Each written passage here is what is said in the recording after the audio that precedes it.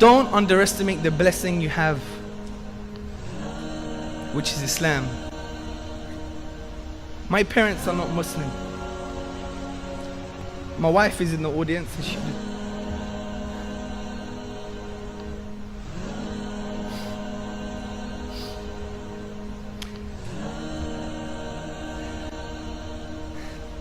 she knows how much I love my parents.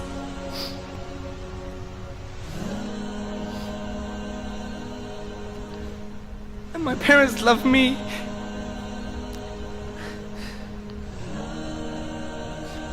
Every day, my dad says to me, he loves me. Many of us don't even have this as Muslims.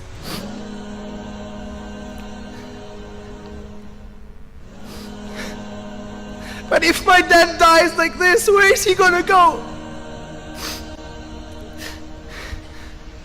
You could pray for your parents. I can't pray for my dad when he dies. This is the reality, brothers and sisters. This is the reality. Don't underestimate the blessing Allah subhanahu wa ta'ala has given you.